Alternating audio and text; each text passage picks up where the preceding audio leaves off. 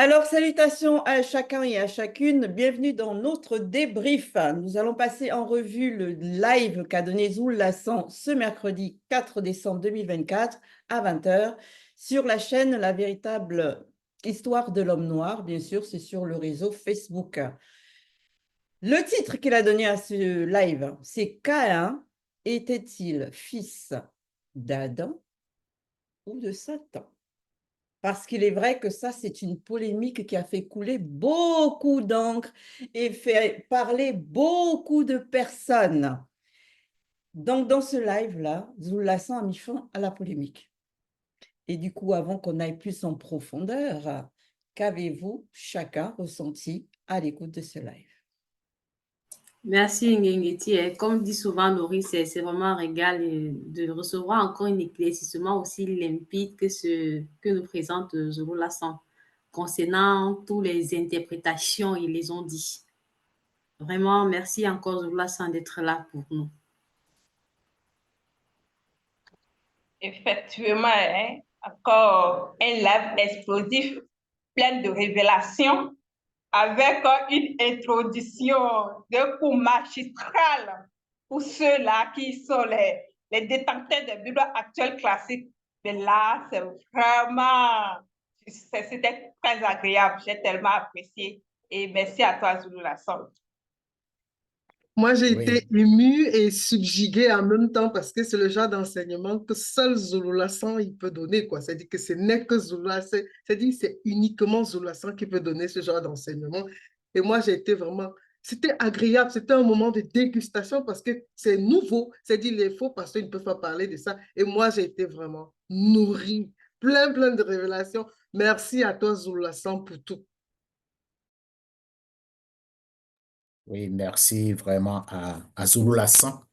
Moi, pour la première partie, quelle introduction, j'espère pour ceux qui sont encore dans les Bibles classiques, qu'ils pourront trouver vraiment ce qu'il faut, l'appui pour sortir de là, parce que Zoulou Lassan manifeste encore la grâce par rapport à toutes les explications.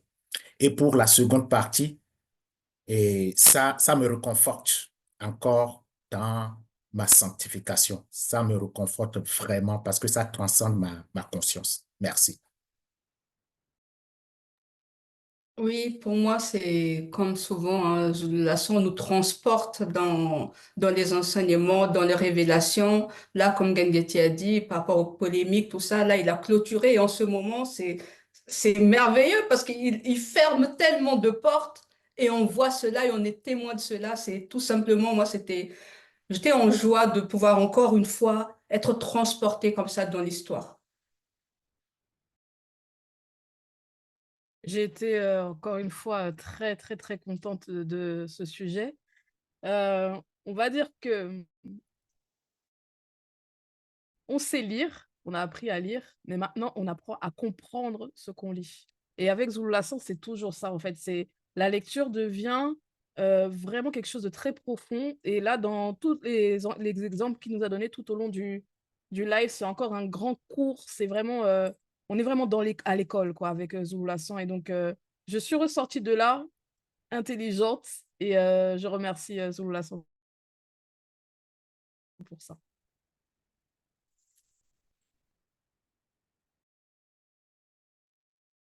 Moi, ce que j'ai éprouvé, c'est de la reconnaissance et de la joie par rapport à ce que Zoula nous a encore apporté sur ce thème qui concerne Caïn. C'est vrai qu'il avait déjà abordé ce thème et cette fois-ci, comme on dit là, il a mis la boucle pour qu'une fois pour toutes, on soit éclairé.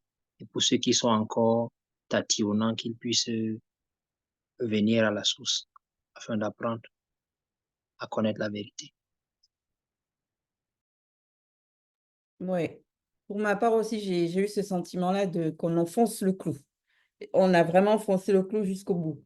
Et donc là, du coup, il n'y a plus d'interrogation à se faire, du moins par rapport à Caïn de la Bible classique.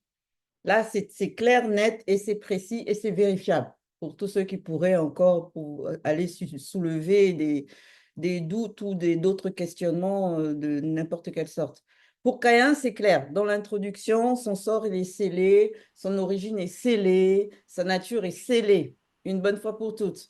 Mais maintenant, par la suite, j'avoue que j'ai des questionnements qui me sont venus et que j'aimerais, si un jour le Père le permette, bien sûr, qu'il puisse rentrer plus en profondeur encore par rapport à ces questionnements-là pour être encore plus nourri, quoi, parce que c'est juste un plaisir de manger comme ça à la source et surtout que ça glisse. Que ça glisse, que tu n'as pas la gorge sèche, que tu n'as pas besoin de boire d'eau. C'est-à-dire que ça glisse, c'est comme un bon repas, ça glisse, ça a déjà tout dedans et ça glisse tranquillement et sûrement. Donc, nous allons poursuivre dans le débrief et nous allons nous arrêter sur la phase d'introduction justement où il a traité de Caïn, bien sûr connu sous ce nom-là dans la Bible classique actuelle, toutes versions confondues. Et là, bien sûr, il a mis fin à la polémique aussi, en nous mettant en lumière les points clés qui vont justement permettre à ceux qui se posent encore des questions ou qui veulent aller à l'encontre de ceux qui racontent des hérésies, de fermer leur bouche. Donc, par rapport à la phase de l'introduction, qu'avez-vous retenu? Oui. Merci, Ngengeti. Merci, Abiké. Donc, généralement, moi aussi, particulièrement en grandissant, j'avais eu cet état de... J'avais reçu cet enseignement. Quand on disait à un enfant, lorsque tu fais quelque chose qui est bien, selon le contexte biblique, tu es l'enfant de Dieu. Et quand tu commettais quelque chose qui est mal, on te disait directement que tu es l'enfant de Satan.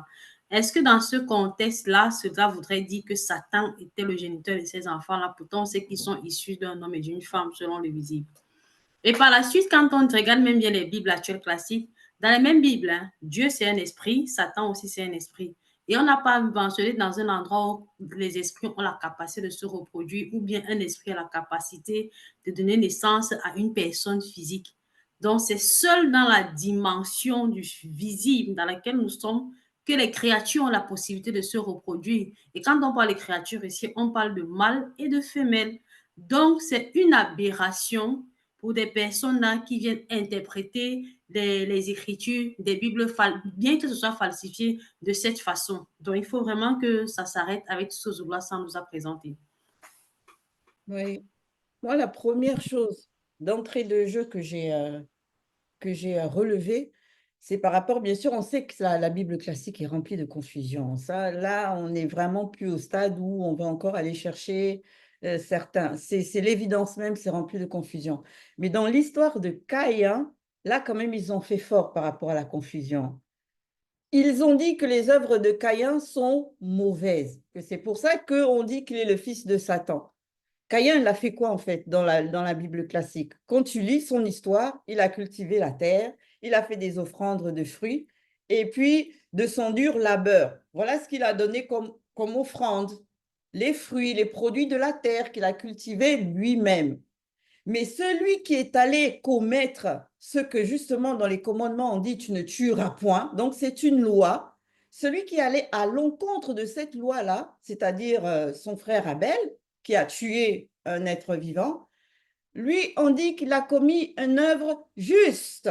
Et c'est écrit noir sur blanc dans la Bible classique. Donc quand tu es meurtrier, toi tu es considéré comme juste et que tes œuvres sont justes. Mais celui qui a juste offert les produits du sol qu'il a travaillé durement, c'est lui qu'on va qualifier qui fait des mauvaises œuvres. Non, mais on va où en fait? On va où? C'est la première aberration que moi j'ai soulevée dans cette histoire de Caïn. Oui, merci.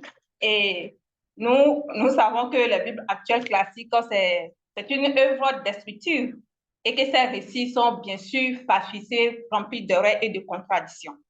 Maintenant, pour les soi-disant chrétiens et consorts, ceux-là qui croient encore à ces Bibles-là et qui encore même prétendent donner des messages sur ces récits, mais ils ne savent pas qu'il faut apprendre à lire et qu'une des bases même de la lecture aussi, c'est la compréhension Et quand on voit cet état de choses où il commence déjà à dire que Caïn est le fils de Satan, alors que c'est bien écrit même dans les propres Bibles que, mais voilà, c'est le fils d'Adam et Ève.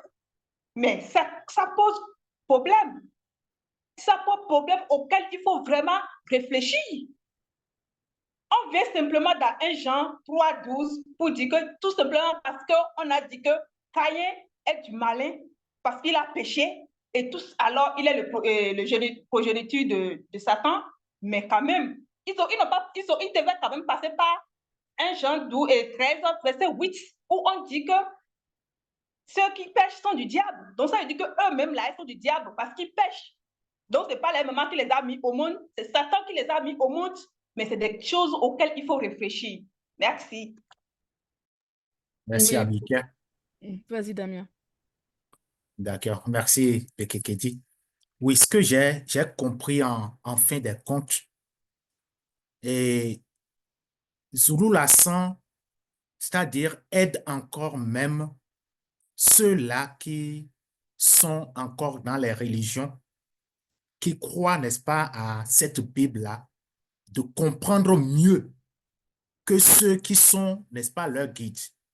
Parce qu'en réalité, ce n'est pas comprendre ce qui est écrit dans la Bible qui les intéresse. C'est ça qu'on a compris en fin de compte. Ce n'est pas ça qui les intéresse. Et même leur façon de faire, tu vas comprendre, quand ils viennent, ils peuvent lire, c'est un verset, ils déposent, n'est-ce pas, leur soi-disant Bible. Maintenant, lui-même, il commence par dire ces hérésies, cette contradiction, en fait, des choses que lui-même, il avait dans son cœur, c'est ça qu'il commence par dire. Donc, c'est là qu'on voit l'esprit de confusion qui est derrière. Donc, ceux-là qui réellement cherchent la vérité, ils doivent comprendre que Zulu Lassan fait, c'est-à-dire un travail lourd pour que, c'est-à-dire, ils puissent comprendre même déjà ce qui est écrit dans les Bibles classiques et comprendre que c'est du mensonge, c'est des hérésies et venir, n'est-ce pas, à la vérité. Oui, moi, je voulais continuer dans ce que disait Abike par rapport à l'hybridation. Moi, je voulais revenir sur ce côté-là, puisque il y a des personnes qui osent dire que Ève a eu des relations avec le serpent, et c'est de là qu'est issu Caïn. Or, on sait déjà que s'il y avait véritablement hybridation, est-ce que Caïn aurait eu une apparence d'homme simple? C'est même pas possible, c'est même pas logique, en fait, de se dire qu'un serpent et une femme puissent donner un être, on va dire, qui ressemble à un homme. Puisque dans l'hybridation, normalement, il aurait dû prendre un peu des attributs du serpent et un peu des attributs de l'homme. Et on sait que ce n'est même pas possible déjà, puisque même scientifiquement parlant, qu'il y ait un fruit qui sorte entre un animal et un homme.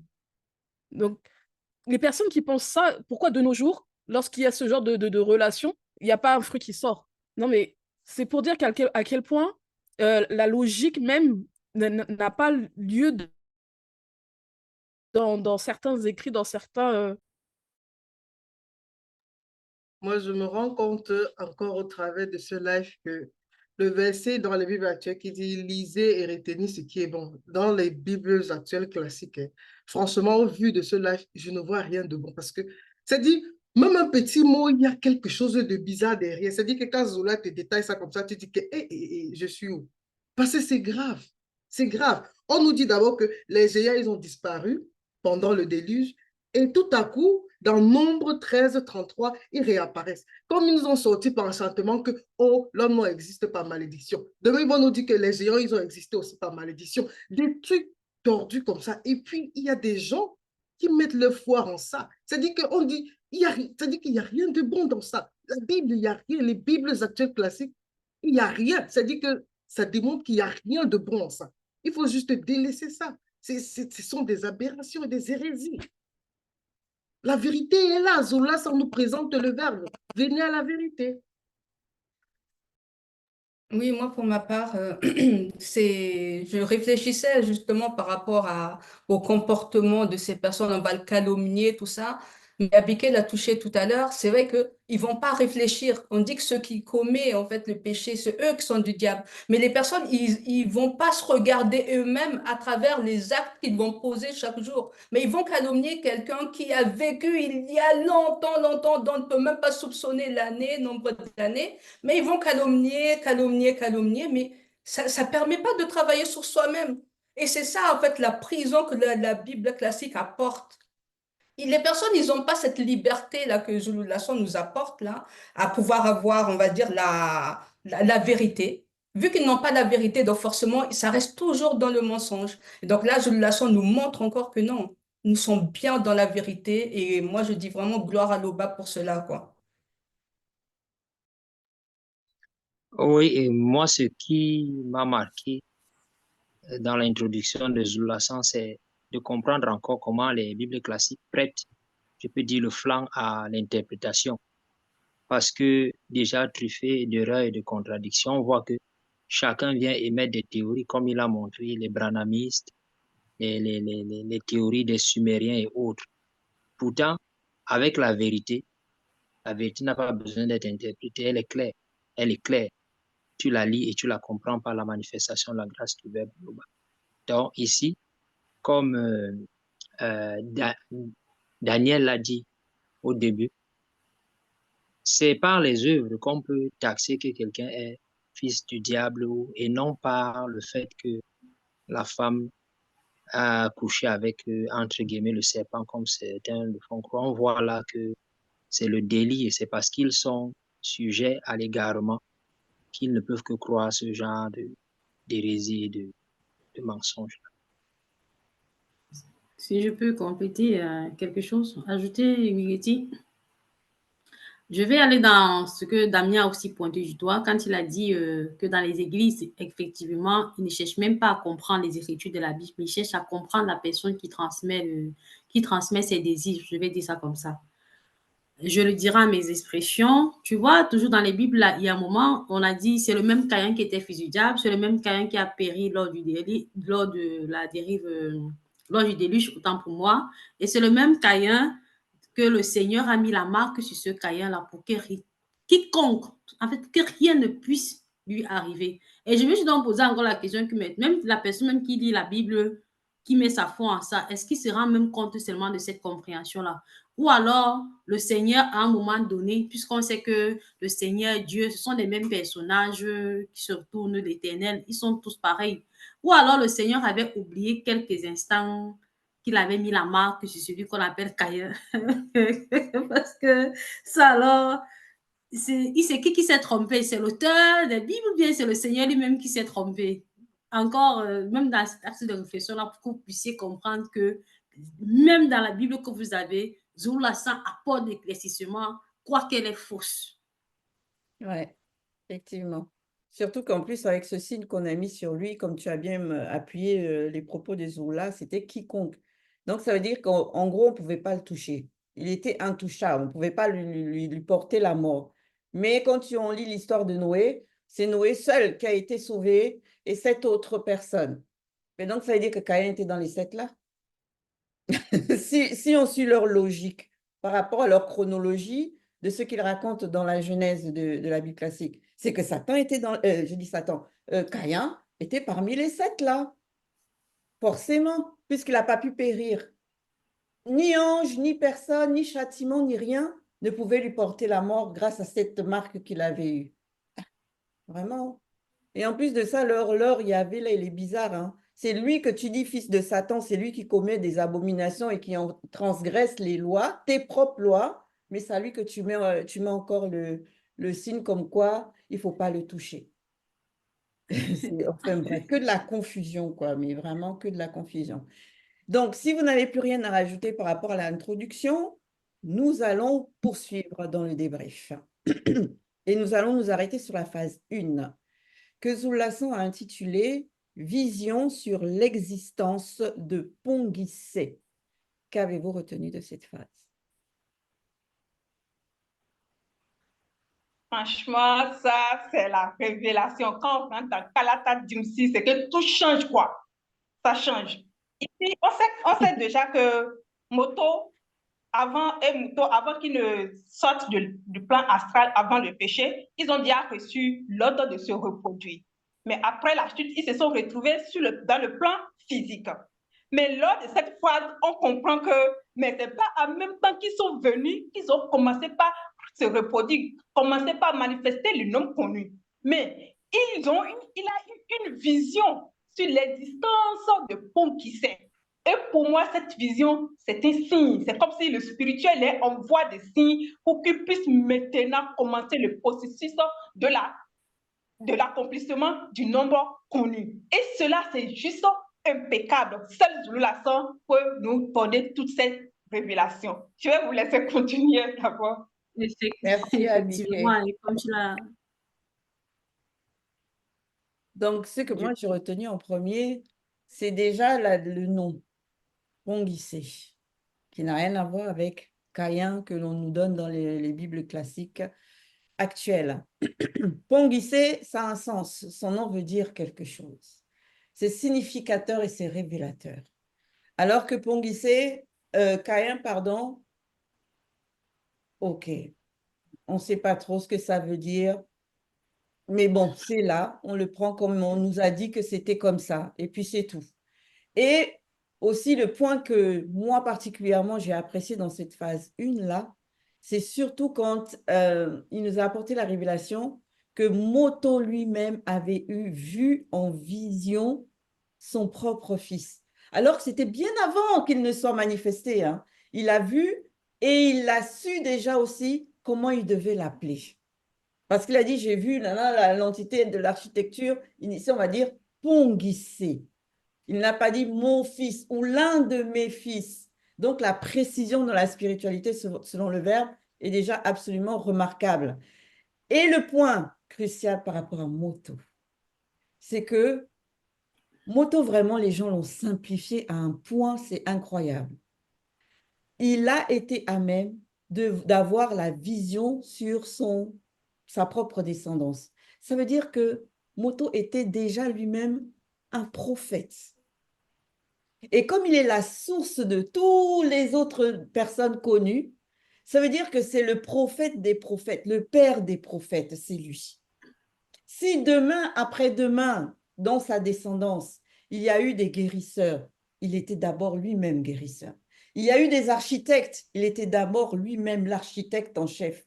Il y a eu, qu'est-ce qu'on pourrait dire, des enseignants, il était lui-même d'abord enseignant. Il est à l'origine, en fait, de tout ce que l'on pourra connaître comme très particulier ou attribut chez les hommes connus de demain. Ça vient de lui d'abord.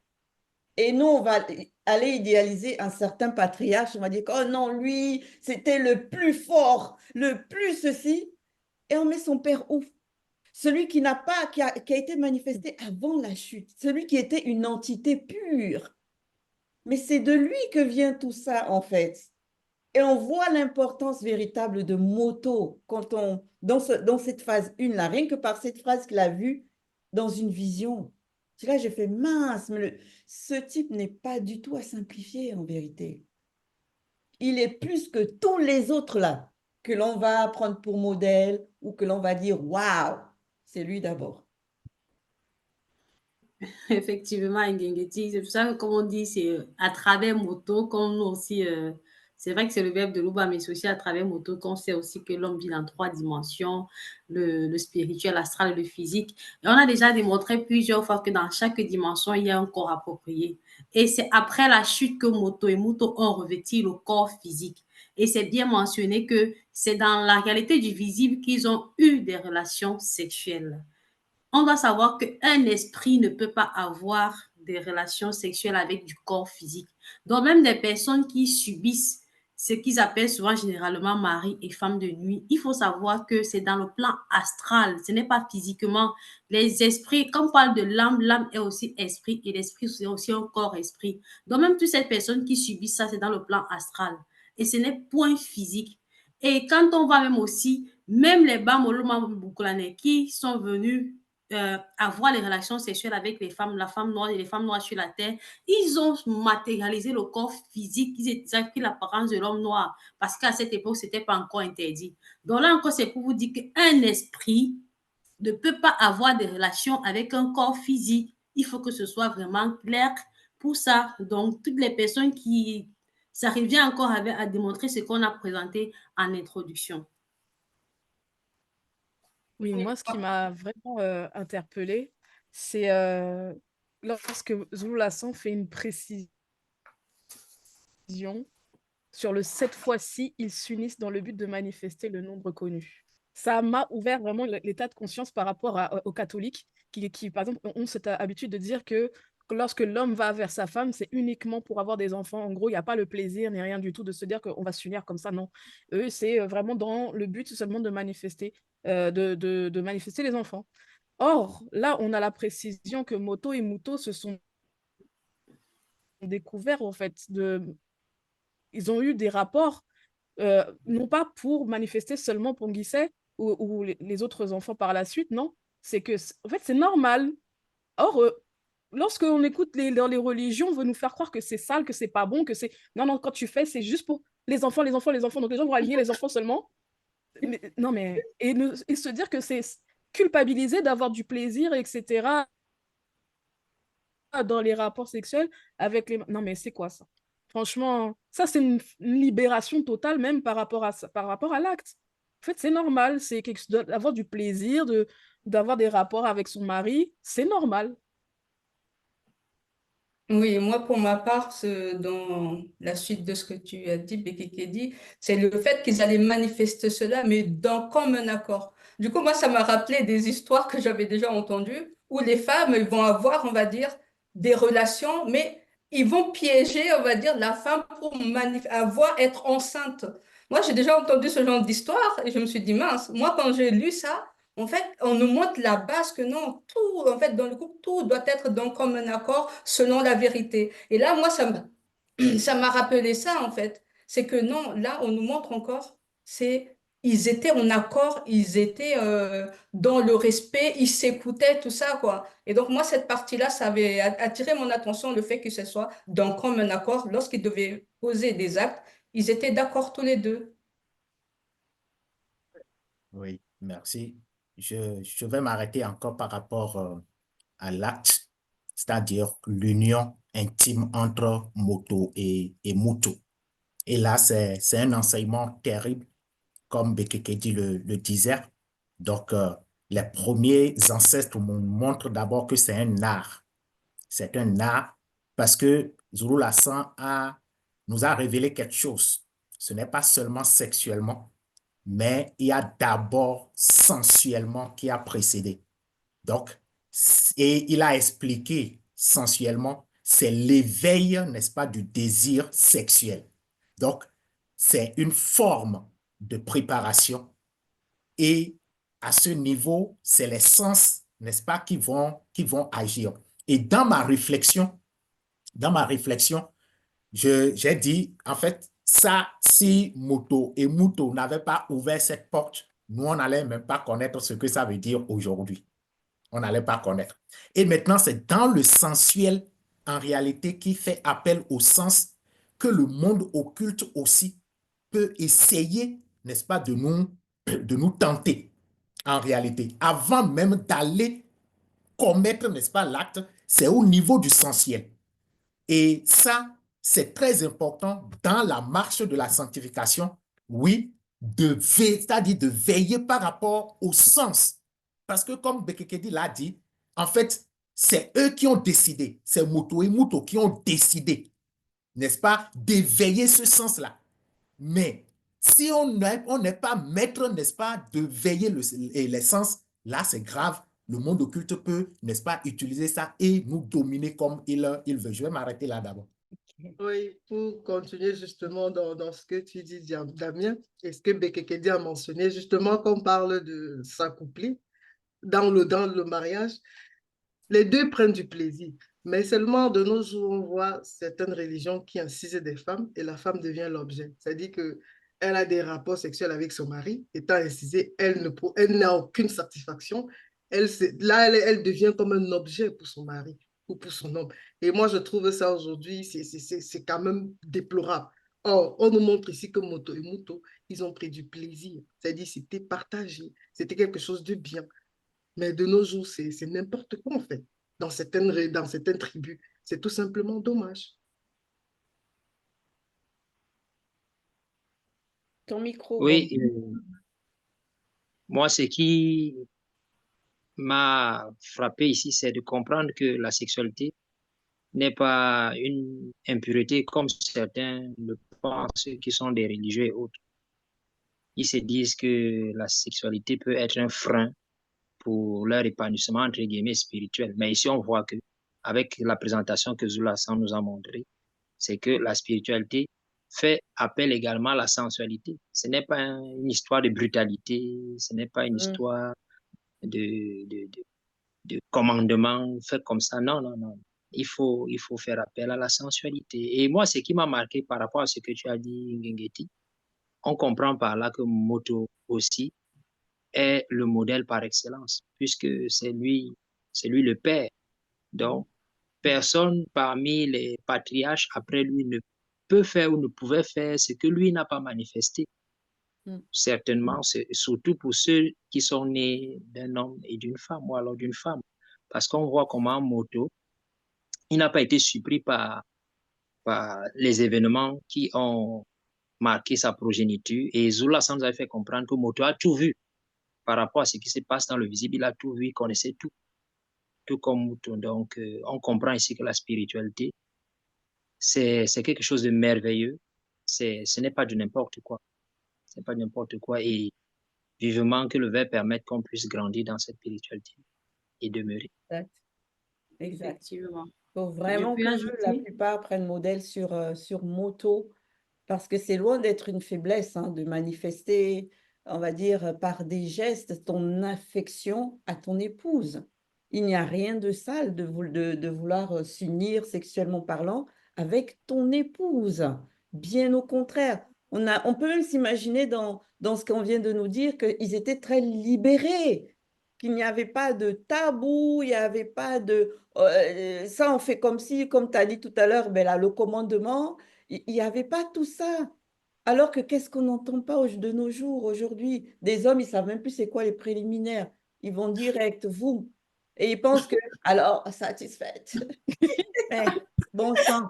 Même Moto ici viennent de vous dire qu'il faut préparer la terre. Il faut préparer la terre. Si tu veux être un bon semeur et avoir une bonne récolte, il faut préparer la terre. Comme ça, la terre, elle est prête pour être ensemencée et donner le meilleur des produits qu'elle pourra manifester. C'est logique, quoi. Mais c'est vraiment dommage que la plupart des hommes, on ne sait pas, ou même des femmes, hein, parce qu'il y a des femmes aussi qui n'aiment pas les préliminaires. On aime toujours mettre le tort sur les hommes, mais il y a aussi des femmes hein, qui ne sont pas là-dedans. Elles aiment le Brutus. Et du coup, quand l'homme il va la quitter, aller vers une autre, il va se dire qu'elle elle aussi, elle aime le Brutus. Alors que chaque femme est différente. Tu ne peux pas être pareil avec toutes les femmes, c'est juste pas possible. Quoique là même, hein, ça sort du contexte de la spiritualité, parce que normalement, on n'a qu'une seule femme dans son existence. On s'unit qu'une fois sexuellement. Tout le reste là après, c'est du désordre. C'est de l'abomination. Tout ce qui se fait hors mariage, qui n'est pas en plus selon le verbe. Donc, on se le dise. Moto, c'est le connaisseur. Et comme on dit souvent, à bon entendeur, salut. On va poursuivre alors sur notre débrief et on va s'arrêter à la phase 2. La phase 2, Zul-Lassan l'a intitulée Ponguissé.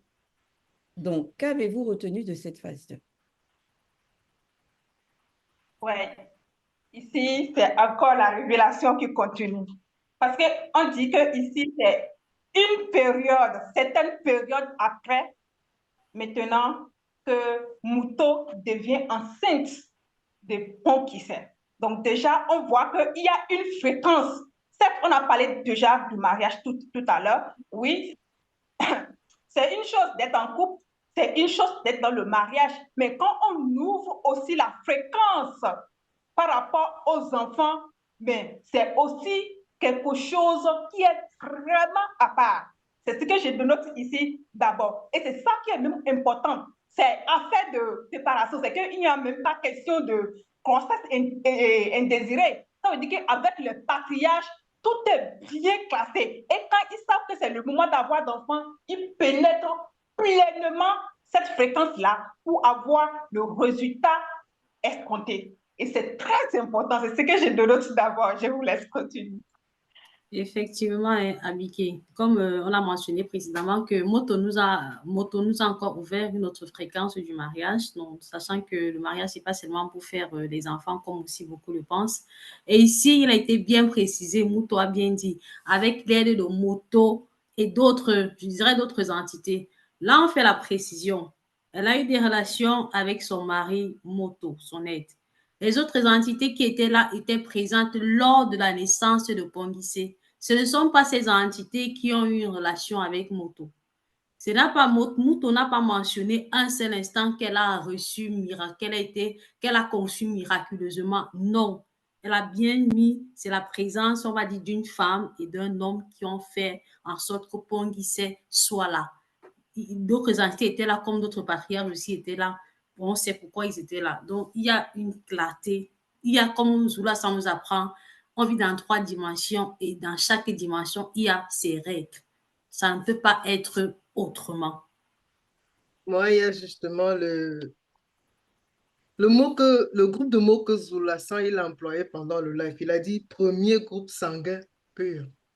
Je me suis posé la question que, aïe, mais Moto et Muto, eux là, c'est comment? Après, c'est dit que, moi j'ai compris ça comme Moto et Muto, ils existent, en fait, ils ont existé d'abord dans l'astral, mais Pongi, il est le premier à naître dans la réalité d'après la chute. Et pour moi, waouh, c'est dit que quand Zoulasan donne des révélations, c'est tellement, c'est agréable en fait, parce que ça ne peut que venir de lui. Ce n'est que Zoulasan qui peut donner ce genre de relation. Premier groupe sanguin, c'est une notion que aucun pasteur, ils vont te dire ça comment, ils vont t'expliquer ça comment. Et ça, Zoulasan, il a bien étayé. Et moi, franchement, j'ai été ému en fait d'avoir écouté ça. Le premier groupe sanguin, c'est Pongi, c'est lui qu'on diabolise, lui qu'on prend pour mauvais. Mais là, il est le premier, franchement.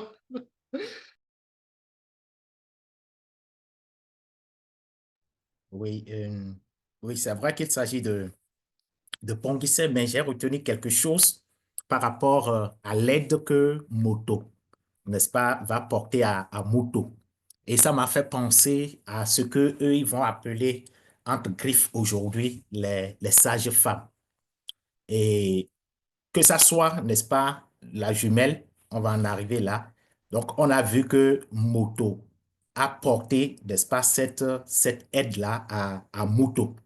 Et ça fait poser, n'est-ce pas, beaucoup de questions. N'est-ce pas, comment traiter, c'est-à-dire en tant que ceux-là qui ont accepté la vérité.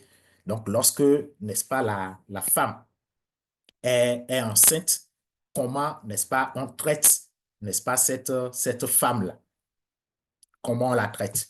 Lorsque elle doit accoucher, est-ce qu'on l'abandonne ou bien on doit, n'est-ce pas, rester pour l'aider, n'est-ce pas? Certes, Zulu Lassan a touché aussi, n'est-ce pas, la douleur, mais ce n'est pas la même douleur que les femmes ressentent aujourd'hui que la première femme a ressenti. Mais la présence de l'homme aussi, ça peut faire quelque chose. Merci.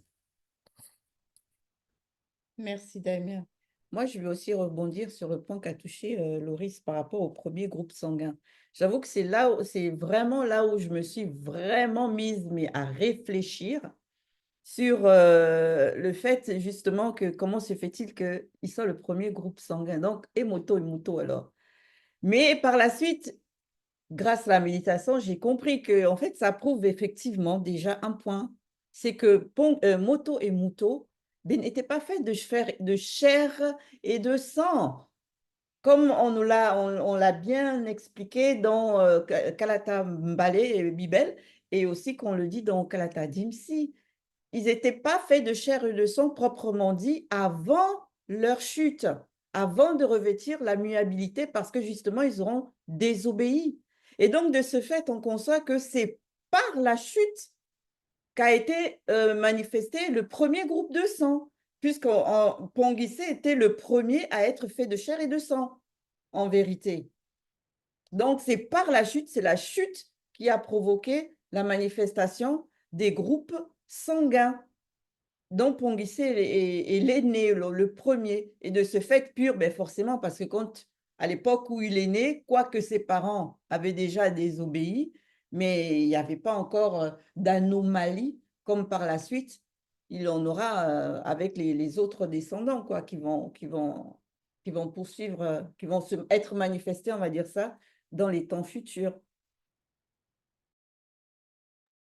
Oui, moi, pour ma part, lorsque Jules Lassan fait mention que Pongissé était là, il était censé réparer ce qui a été brisé, j'ai réfléchi, ah oui, en fait, il y a vraiment une différence entre comment c'est à l'époque et comment c'est maintenant. Parce que là-bas, quand on voit que les enfants, ils n'étaient pas juste là pour faire beau parce qu'on a envie d'avoir des enfants ou parce qu'on s'ennuie, mais il y avait un but bien précis pourquoi un enfant doit être manifesté. Et là, on nous montre que lui, il a été manifesté pour une raison particulière. Il faisait partie du nombre connu, tout ça, mais néanmoins, il avait une mission. Et à notre époque, je vois, il y a des gens que, ah, bah, parce que les personnes s'ennuient, ben non, on va faire des enfants. Ah, parce que ceci, cela, ben non, on va faire des enfants. Et puis, c'est la galère qui vient après quand il faut s'occuper, parce qu'il faut s'occuper de ces enfants après. Quand il y en a plein, plein, plein, plein qui arrivent là. Non, là, c'est là, on nous montre encore que non. Les enfants, on ne fait pas des enfants juste pour faire des enfants. Il y a une raison. Oui, Carmela, tu as tout à fait raison. Et on peut transposer du coup l'histoire de Pongissé, en tout cas la venue de Pongissé, avec la manière dont ils ont euh, trafiqué l'histoire dans les Bibles classiques. En fait, on voit que Caïn, c'est comme si c'était quelqu'un de juste une personne méchante, en fait, sa naissance était inutile, on va dire, d'une certaine manière. Et comme limite, on pouvait se dire, mais pourquoi ils ont fait cet enfant-là? Tu vois? Parce que vu ce qu'il a manifesté selon les Bibles classiques, euh, c'est comme s'ils auraient dû s'abstenir. Alors que là, dans Kalata Dimsi, on comprend la dimension profonde et l'importance de la venue de Pongissé. Et donc là, son histoire est véritablement restaurée juste avec les quelques mots là qu'on a reçus par rapport à sa naissance. On comprend que Pongissé n'est pas n'importe qui. Pongissé n'est pas n'importe qui. C'est le premier issu de Moto et Muto. Et donc, c'est juste grandiose en fait de se rendre compte de cette profondeur-là grâce à Kalatan Dimsi et grâce à Zulu Lassan. Moi, ce qui m'a marqué, c'est le langage utilisé. C'est vrai que j'ai pas Kalatan Jimsi devant moi, mais j'ai relevé quelques extraits. Lorsque Zulasan nous fait savoir que Muto, avec l'aide des entités, l'entité en charge des naissances et l'entité en charge de l'intuition visible, elle dit qu'elle a formé la vie à un petit homme. On voit aujourd'hui que, avec le temps, on parle plus maintenant elle a accouché un garçon. Quand une femme met au monde un enfant, elle a accouché un garçon. Mais on voit que, en ce temps-là, avec les initiés, on parle d'un petit homme, on ne parle pas d'un petit garçon. Donc, on voit que le langage n'était pas celui qu'on emploie aujourd'hui. Et comme vous l'avez dit, on voit que Pongissé encore est le premier né qui a été manifesté dans la réalité du visible après la chute. Et aucun scientifique ne pouvait même nous faire connaître ou comprendre cette notion de groupe sanguin, premier groupe sanguin pur. Parce que quand on va leur demander à quel moment est-ce que la notion de groupe sanguin a commencé à être exprimée ou a vu le jour, si on peut dire comme ça, aucun ne pourra nous donner cette précision-là. Donc, on voit encore là que Zulu Lassan, il est celui qui apporte des éléments où il y a l'inédit, si je peux dire comme ça. Personne n'a encore dit ça, c'est le premier qui apporte. Après, on les connaît comment ils vont faire, ils vont venir copier, soit mettre dans les films, soit aller dans les, entre guillemets, chapelles pour Temps de commencer à dire parole, qu'ils ont bon. reçu la révélation. Oui, moi, je Oui, si je souhaite peux. revenir. Oui, il y a Non, non, quelqu'un par là. vas-y, je vais après. Je souhaite revenir sur la douleur justement de l'enfantement là, que Ezul Lassan aussi a magistralement donné la révélation par rapport à ça. Et j'avoue que moi, ça m'a laissé mais vraiment bouche bée, quoi, quand il a dit que c'est en fait, c'est la douleur de la conscience collective, de ceux du visible lors de la chute. Donc, ça, là, tout de suite, j'ai pu imaginer comment ça avait en fait été douloureux, le fait qu'ils aient perdu cette immuabilité-là. Nous, on s'imagine que c'était juste quelque chose, oh, ils ont chuté, comme on dit, ils ont chuté. Mais non, mais c'était douloureux. C'était pas juste douloureux que pour Moto et Muto. C'était aussi douloureux pour tous ceux qui étaient présents à ce moment-là, dans cette dimension-là où ils se trouvaient. Parce que c'est toute la dimension qui a chuté.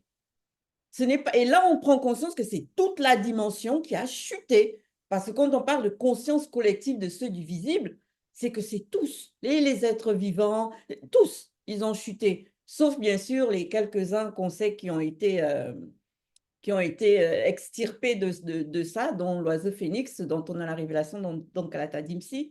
Mais c'est quand même, moi, ça m'a, j'étais fou. J'ai fait, waouh, la souffrance de ça, que tout être vivant a ressenti cette douleur-là de cette passation d'une dimension à une autre.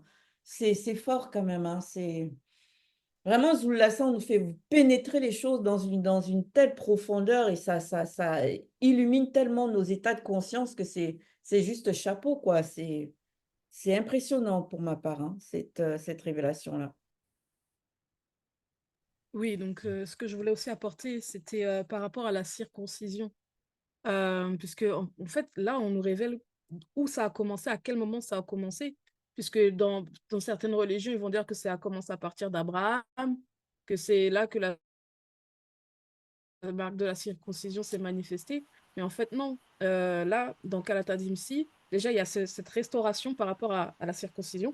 Et on nous donne vraiment la temporalité aussi, le moment où il fallait le faire. Et au moment où Pongise, lui, a été circoncis, donc c'est au bout de 8 jours.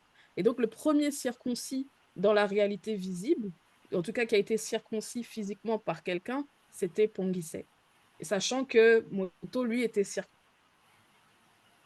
circoncis naturellement. Mais aussi, par rapport à la chute donc, que tu as évoquée, là aussi, c'était une marque sur Pongise que là, les enfants étaient manifestés dans la chute, puisque c'est ça, on a déjà reçu à travers les enseignements de Zulu Lasson le pourquoi. Bon, ceux qui voudront savoir n'auront qu'à regarder la vidéo. Mais c'est vraiment grandiose, en fait, de voir comment Moto aussi a participé au fait que Pongise puisse être dans l'alliance aussi physiquement. Oui, si tu permets, Ngengeti. Oui, bien sûr. Oui, en fait, c'est aussi pour donner une précision que Zulu Lassan nous a toujours donné par rapport aux 8 jours de Kekedi dont tu parlais. Donc, ce n'est pas en fait les 8 jours de notre époque, donc qui vont compter 24 heures, donc ça n'a rien, ça n'a rien à voir. Donc, c'est cette précision-là que je voulais, n'est-ce pas, apporter. Merci. Si je peux, Ngengeti? Oui, rapidement. Je veux aussi revenir sur le groupe sanguin là. Et c'est le fait qu'il ait précisé que c'est pur. Et là, s'il dit que c'est pur, ça veut dire forcément il y avait bien plus tard, on devra avoir les impurs. Et là, dans la méditation, on voit qu'au moment qu'il y a eu des blancs et des sangs mêlés, on voit aussi qu'à ce moment aussi, on pouvait retrouver aussi des groupes sanguins qui sont impurs. Et bien après l'acte peut-être qu'il a aussi commis, par la suite pour glisser de façon involontaire, on voit que c'est à ce moment-là qu'il a commencé à voir la modification des groupes sanguins. Et même dans ce mot pur-là, même aujourd'hui dans notre réalité du visible, on voit que on ressent que tu ne peux plus faire ce transfert de cette transfusion sanguine directement sans passer par un traitement. Mais là, quand tu vois l'expression de pur de Pongissé, tu savais qu'il n'y avait rien à dire, absolument rien, rien à dire. Et c'est tout simplement vraiment, c'est superbe de savoir cet éclaircissement-là. Ok, merci Daniel. Mais moi, franchement, c'est l'affaire de la conscience de la chute là qui m'a... Ah, moto. On t'a trop simplifié, quoi. C'est aberrant. On va poursuivre dans notre débrief, alors on va passer à la phase 3. qu'il a intitulé Bonji Ngodiba, sœur jumelle de Pongissé. Qu'avez-vous retenu de cette phase? Ouais, encore une fameuse révélation que beaucoup attendaient, hein. Beaucoup veulent savoir d'où viennent la femme, la première femme, comment, tout ça. Mais voici ici la révélation, c'est que à l'instant après la naissance de Pongissé, quelques instants après, il y a Muto qui met aussi au monde, bon, on va dire ça comme ça, une petite fille noire. Donc, comme on l'avait précisé, ici, c'est une petite fille, ce n'est pas un bébé. Mais ce qui m'a beaucoup vraiment impressionné, en plus du groupe sanguin, et il faut aussi noter que ce groupe sanguin, puis comme on vient de le dire, mais cela, c'est uniquement chez les Noirs, on peut retrouver ça. Parce que plus tard, après, avec hybridation, tout ça, on ne peut pas retrouver ça chez les Blancs ni chez les sans-mêlés. Mais je me suis aussi arrêtée sur la précision par rapport au nom qu'on a donné à cette matriarche-là. Et ici, sous la supervision de Muto a donné ce nom-là. Et on a vu ça aussi plus tard avec les patriarches, les matriarches, qui ce sont eux qui donnent le nom à leurs enfants. Et aussi sous l'inspiration du grand ordre des choses, parfois c'est les entités qui leur donnent le nom. Mais on ne sait pas à un moment donné ce qui s'est passé chez les non-initiés. Quand ils mettent au monde les enfants, ils vont commencer par appeler les tantes, les oncles. Quel nom on va donner? La tante qui va donner le nom, et on prend, et ce qui continue dans la folie, c'est qu'ils prennent une partie du nom de papa, ajouté à une partie du nom de maman pour former le nom de l'enfant. Mais arrêtez avec tout ça. Temps de parole. Merci. Oui, Merci, merci. Abiké. OK. Tu peux aller d'abord, Daniel. Merci, Damien.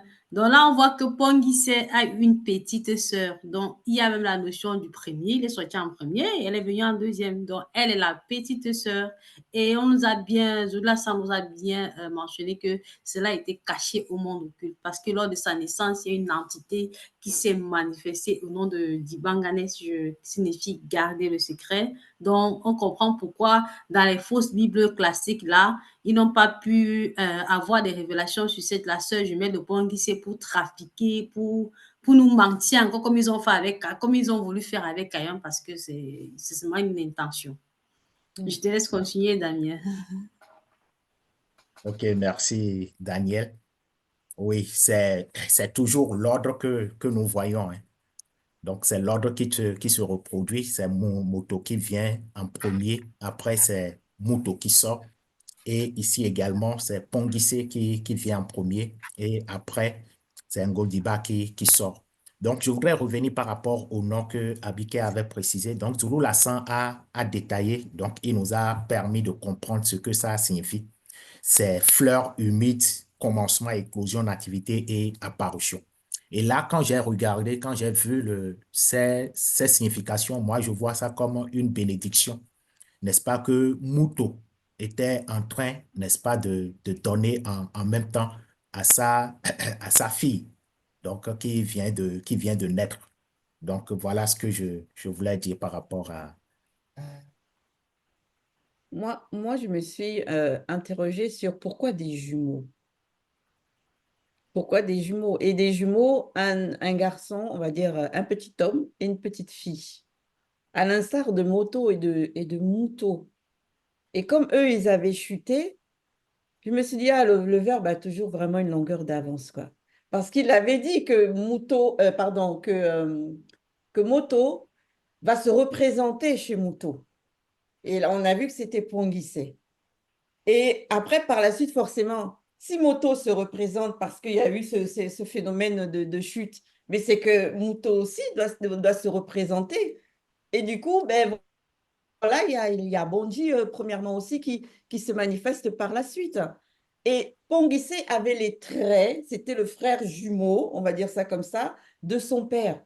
Alors moi, tout de suite, je me suis dit, ben, ça, que Bonji aussi devait être la sœur jumelle de Muto. Quoique, comme il l'a précisé, Zoulasan, elle demeure la plus belle. Mais Bonji aussi, elle n'était pas loin derrière, quoi. Et même par son nom qui lui a été donné, ça donne cette signification-là de commencement. C'est-à-dire qu'à travers eux, il y avait aussi là le projet de ces deux enfants qui sont venus à naître après la chute, qu'il allait avoir aussi mais la multiplication, on va dire la reproduction ou la manifestation du nombre connu à travers leur lignée, leur descendance. Mais après, on nous dit qu'il y a eu d'autres jumeaux encore. Mais bon, ça après, comme on dit, c'est des rebondissements, mais c'est toujours agréable quand Zoulassan nous révèle justement le pourquoi du comment au milieu de tout ça, là. C'est tellement agréable, la connaissance et la vérité. Moi, ce qui m'a aussi marqué, c'est le fait qu'on a caché Ngondiba. Moi, je vois ça aussi comme une façon de la préserver, vu que la façon dont on a dénigré Ponguissé, elle, vu qu'on ne savait même pas son existence, ils n'ont même pas eu la possibilité ou voilà quoi, de pouvoir imaginer ou bien de pouvoir donner des suppositions. Mais gloire à l'Oba, qu'en cette époque, Zoula nous le révèle. Là, maintenant, nous sommes conscients de son existence, qu'elle a existé, qu'elle est la sœur jumelle de Ponguissé. Et c'est une bonne chose. Donc maintenant, il n'y aura pas des suppositions sur son histoire, il n'y aura pas des gens qui vont venir imaginer ou bien donner des futilités. Là, on a l'histoire de Mondiba propre, quoi. Il n'y a pas de demi-mesure, il n'y a pas des ondits, quoi. Et moi, je trouve ça simplement magnifique. Il n'y a que Zoulassan pour faire ce genre de choses, pour nous révéler ça. Effectivement, parce qu'il est le deuxième né. Seul lui, il le sait en cette époque. Et c'est ça qu'il faut qu'on s'agrippe sur ça, en fait. Oui, moi, ce que j'ai aimé aussi ici, c'est que le fait que Moto, sous sa supervision, a laissé Muto donner le nom à leur fille. Qu'on a vu tout à l'heure, c'était pour le garçon, c'était Moto qui avait donné le nom pour Ponguissé. Et là, on nous montre que ici, sous sa supervision, c'est Muto qui va donner le nom. Et moi, je me suis dit, ah oui, c'est comme, on lui donne sa place, en fait. On ne va pas la rabaisser, tout ça et tout, mais elle a sa place. Et donc, vraiment, dans ce couple-là, on voit l'exemple, on sait que Moto et Muto, hein, c'est l'exemple même de ce que nous devons reproduire. Et Zoulassan nous apprend cela, que eux, c'est la base. Mais là, on voit toujours ce commun accord, comme on a vu tout à l'heure. Ils ont ce respect, ils ont ce lien, ils ont cette complicité. Donc, du coup, Muto a sa place dans le couple. Et ça, c'est tout simplement merveilleux de ce qu'on peut le voir encore ici. En tout cas, moi, selon moi, ce que j'ai vu, moi, c'est cette place-là qu'on lui a accordée, que on l'a pas dénigrée, quoi.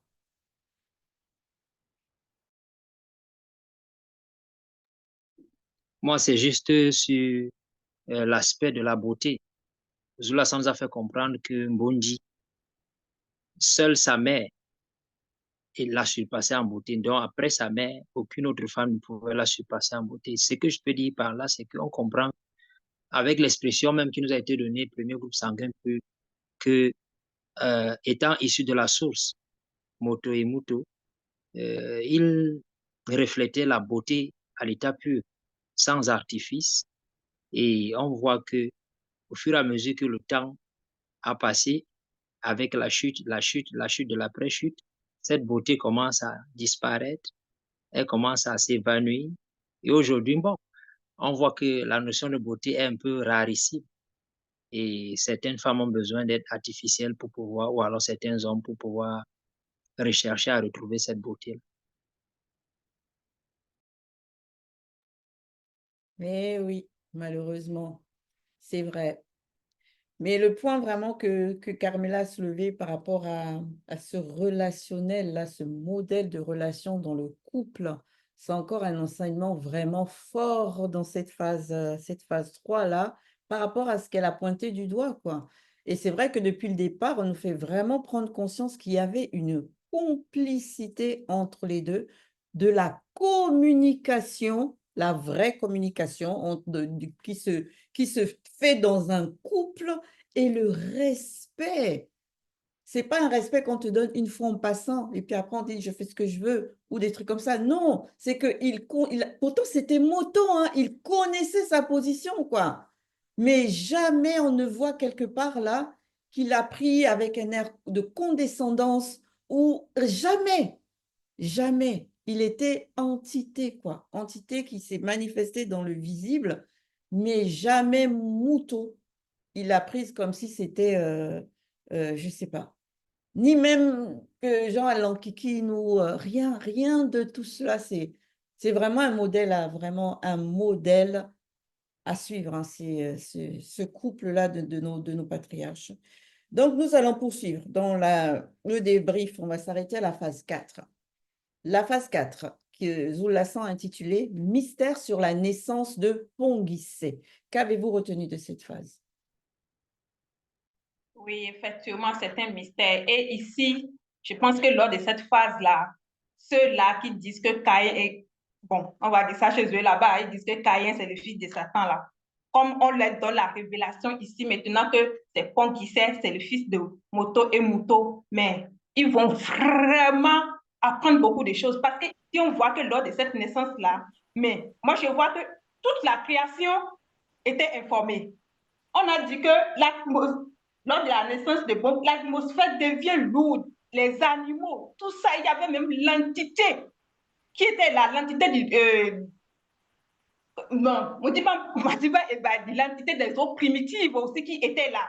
Mais c'est quand même merveilleuse. Qui parmi vous, lors de votre naissance là, on a remarqué quelque chose? Oh, Vraiment, Abiké, qui famille, on a remarqué quelque chose. Personne, hein, parce que on était tous des non-initiés, donc on n'a rien remarqué. Il a été bien précisé, comme tu as mentionné là, que la nature même a ressenti la présence de Pongui, c'est qu'il y a quelqu'un dans le visible. Et en plus de ça, c'était bien précisé. C'était un seul bloc. Il n'y avait pas encore de déluge, il n'y avait pas de dérive de continent, c'était un, c'est-à-dire c'était OAC, comme on dit. Qu'on ne peut pas imaginer vraiment comment c'était cette époque-là, mais tu sentais que c'était vraiment tellement, terriblement limpide même à ce moment-là.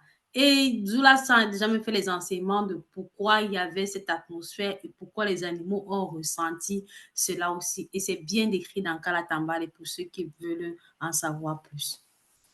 Oui, je, je vais continuer dans le même sens. Là, on comprend que Pongissé, c'est en fait la matérialisation même d'une énergie terrible. Et cette énergie, déjà, ça part du but de Moto et Muto quand ils s'unissaient. Donc, c'est pour dire encore que ce but-là, c'était validé, n'est-ce pas, déjà par le spirituel. Donc, et quand il va se matérialiser, donc la création, le visible, n'est-ce pas, va ressentir cela. Donc, on se pose même la question si de l'autre côté, parce que le monde occulte ne pouvait pas pénétrer la vision que Moto a eue par rapport à Pongissé. Mais quand il va se manifester dans le visible, est-ce que eux-mêmes, ils ne vont pas ressentir quelque chose? Point d'interrogation. Oui, c'est pas anodin qu'on traite Pongissé de petit moto, petit homme. C'est-à-dire que franchement, et en plus, quand Moto lui relate l'histoire, il s'est souvenu justement de ce que l'entité de l'architecture c'est-à-dire avait prophétisé pendant sa chute au sujet de son fils, quoi. Et franchement, il y a tellement de mystères, tellement de phénomènes qui se sont reproduits de façon à ce que ce moment-là reste, c'est-à-dire que ça nous parvient, nous aussi, jusqu'en cette réalité, jusqu'en cette génération, qu'on soit conscient de ce qui s'est passé à cette époque. Franchement, c'est une grâce pour nous autres, hein, franchement, parce que là, avant Zoulasan, il n'y avait rien de tout ça. Il n'y avait pas de révélation par rapport à ça. Mais là, aujourd'hui, on a la connaissance et la conscience de ça. Si. Oui. Oui, il y a un point aussi que, entre autres, parmi tout ce que vous avez déjà soulevé, un point que j'ai vraiment aussi beaucoup apprécié et qu'aujourd'hui encore on peut se rendre compte que c'est là, c'est par rapport à la connexion que les animaux, les êtres vivants de l'animalité à l'époque avaient avec le spirituel et la nature, quoi. Parce qu'on dit ici qu'ils ont ressenti, ils ont pris peur. Donc, ça veut dire qu'eux aussi, ils étaient dans la fréquence que celui-là, il va commettre un acte plus tard. Ça, là, ça va produire quelque chose plus tard. Et nous sommes en danger. Quoi qu'on sait que ce n'est pas directement de Pongissé, hein, que les animaux ont été mis à mal par la suite. Mais ils l'ont ressenti. Et c'est vrai qu'aujourd'hui encore, c'est la plupart des animaux qui vont aussi ressentir quand il y a, par exemple, des catastrophes naturelles qui vont se produire. Quand il y a des tremblements de terre, que ce soit marins, les ouragans, les sécheresses, pour celui qui connaît le langage des animaux et qui les observe, il saura exactement que là, en ce moment, il y a quelque chose qui est en train de se passer. Il y a quelque chose qui est en train de se passer et ça peut permettre de prévenir justement les catastrophes naturelles comme aujourd'hui on les connaît, quoi. Grâce à ces animaux-là, c'est la connexion que certains ont gardée parce que c'est pas tous les animaux, hein, parce qu'on sait qu'après il y a eu plein d'hybridations, les manifestations de l'homme qui a fait joujou avec les animaux, mais il y en a toujours qui sont connectés comme leurs aïeuls aussi avant la chute. Ils ressentent ça. C'est fort, c'est vraiment... En tout cas, c'est bien. Ce qui est aussi très, très intéressant dans cette phase-là, c'est le fait que Mouta est quand même prévenue, en fait, à travers la prophétie. Parce que Mouto avait reçu ça comme ça, elle aurait vu ça, tout ce qui s'était passé, toutes les manifestations, elle aurait pu s'interroger. Mais elle s'est souvenue. Et le fait de se souvenir, en fait, elle a regardé Moto, elle s'est souvenue. Il n'y a pas eu de dialogue, c'est pas dit qu'il y a eu un dialogue ou quoi que ce soit. En fait, ils ont été quand même prévenus que attention, voilà comment les choses vont se dérouler par la suite. Et donc, ils avaient, malgré la chute, malgré le fait qu'il y ait la chute, la désobéissance, il y a quand même eu cette grâce-là manifestée par le verbe de Loba, en tout cas par Mouta Tedi, à travers Mouta Tedi, d'être prévenu. Et donc, moi, j'ai trouvé que c'était fort, en fait, puisque c'était quand même des grandes manifestations, hein, d'après ce qu'on lit là. On ne peut pas forcément s'imaginer la chose, mais c'était des grands tumultes, il y a eu des grands mouvements, il y a eu beaucoup de choses qui se sont passées autour d'eux, et ils sont quand même restés calmes, puisqu'ils ont eu l'assistance de Mouta Tedi avant cela. Oui, moi, ce qui m'a aussi interpellée ici, c'est par rapport au fait que, comme Bekeke dit, tu viens de dire, ils ont été prévenus, tout ça. Mais ça m'a permis enfin, ça m'a rappelé que derrière chaque chose, il y a toujours une raison d'être. Là, on a vu tout ce phénomène, tout ça et tout. Donc, on a bien vu qu'il y avait une raison derrière cela. Maintenant, ça m'a rappelé, des fois, c'est pas maintenant, à notre époque. Une fois, j'avais vu une vidéo où les personnes, ils ont projeté un hologramme, je sais plus si c'était JC ou Jésus. Les gens disent, oh, ils se sont mis à courir de partout. Mais c'était pour quelle raison? Pour rien du tout, c'est juste pour épater, pour faire peur aux gens. Et là, on voit, en fait, selon le spirituel, s'il y a une manifestation des choses qu'on ne peut même pas, on va dire, soupçonner, parce que ce qui est de la nature, nous, on ne peut pas contrôler cela. Il y a une raison derrière cela. Il faut analyser et discerner. Pas on va nous faire, on va dire, croire du n'importe quoi. Et il y a des personnes que j'avais vues dans cette vidéo-là, du moins, qui ont cru à ces choses-là et qui ont eu peur, non, c'est, voilà. Donc là, on nous montre encore que derrière chaque chose, il y a une raison d'être selon le spirituel. D'accord, nous allons poursuivre. Merci Carmela. On va s'arrêter cette fois-ci sur la dernière phase, qui est la phase 5, que Zoulasan a intitulée Pongisse et Ngodiba. Qu'avez-vous retenu de cette phase? Merci, Ngengeti. Donc là, dans cette phase, on nous montre que Moto et Muto, ils ont initié leurs enfants, dont les deux, Pongisi et sa sœur. Ils les ont, au point où ils étaient vraiment, ils les ont initiés dans la parole, autant pour moi. J'ai un petit bug là.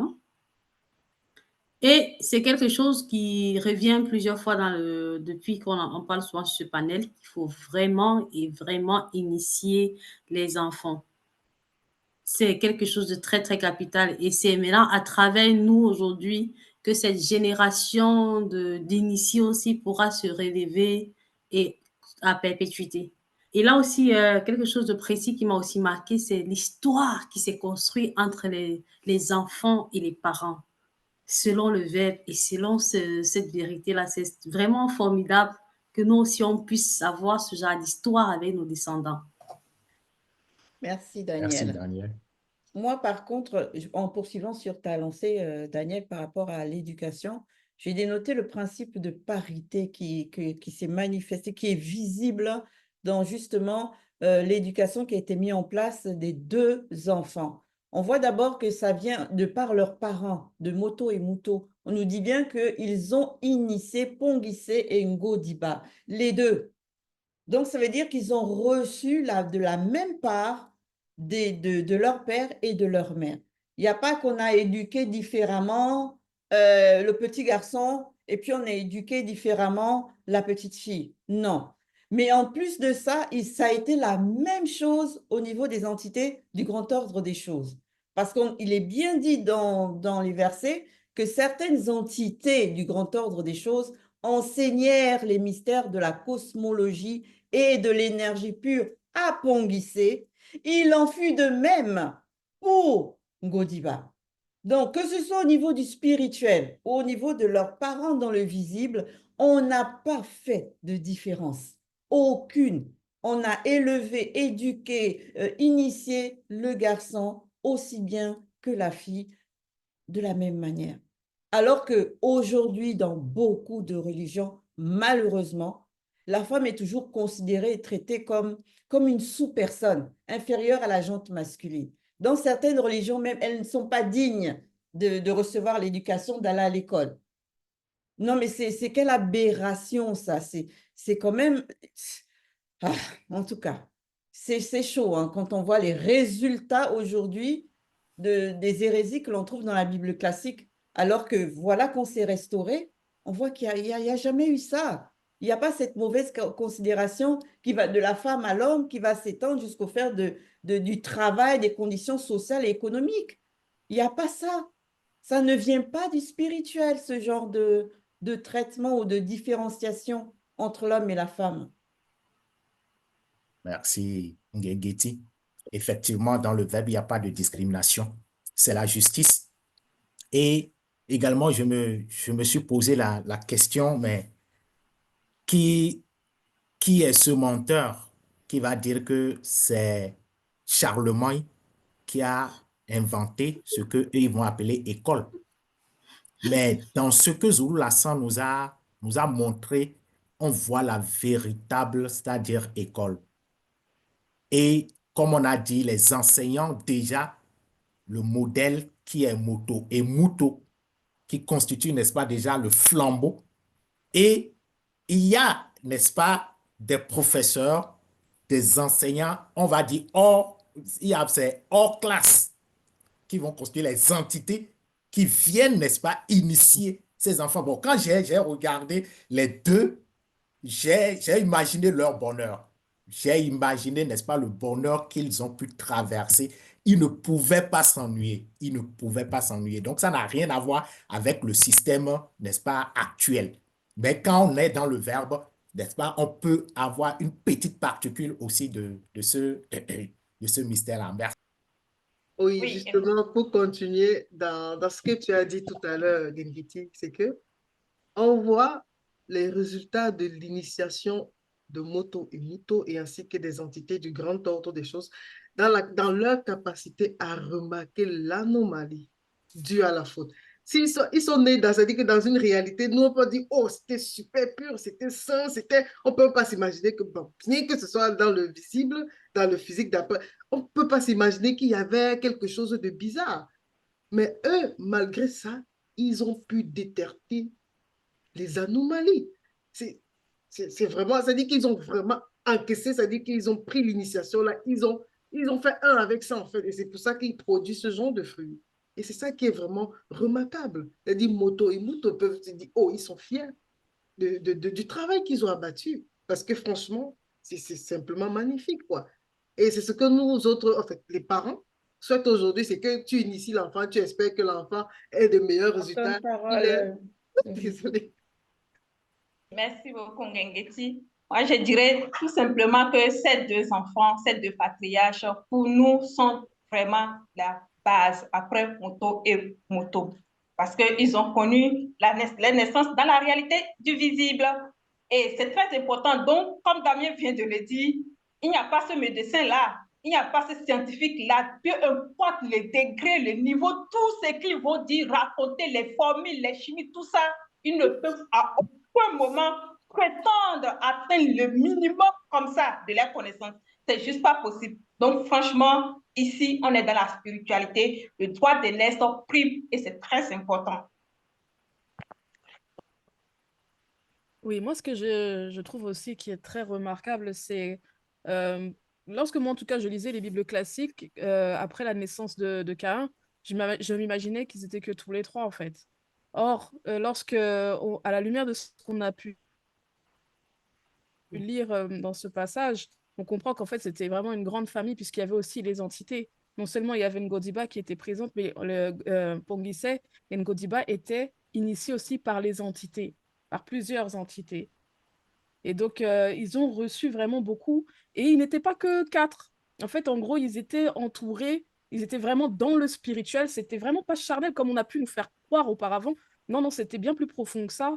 Et le fait d'être conscient de cela, on voit que là même, souvent on pense qu'on est tout seul dans une pièce, on oublie qu'il y a des entités qui... Voilà, en fait, non, il y avait tout un entourage autour de Moto, Muto, Pongise et Ngodiba. Et ça, c'est juste magnifique, en fait. Ils n'ont pas été livrés à eux-mêmes, malgré le fait qu'ils étaient dans la réalité de la chute comme on pouvait le concevoir auparavant. Ok, plus personne ne souhaite intervenir pour la phase 5. Donc, là, nous allons de ce fait conclure hein, par rapport à notre débrief.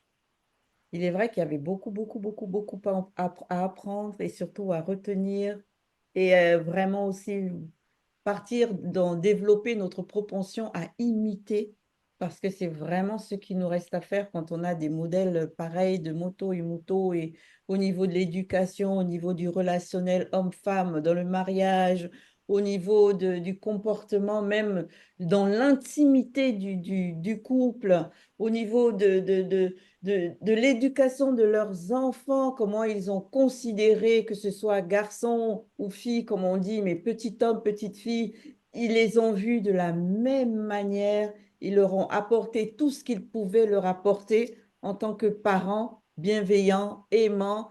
Et que pouvons-nous ajouter de plus que ça, si ce n'est réécouter encore le live, réécouter le débrief aussi, parce que ça, c'est révélateur aussi de beaucoup de choses que l'on peut vivre dans le quotidien et on peut se calquer par rapport à tous ces points qu'on aura pu toucher par nos participations. Donc, pour tous ceux, bien sûr, qui nous auront suivis, on espère toujours que on aura pu contribuer à l'élévation de leur état de conscience. Et si le Père permet, au prochain débrief.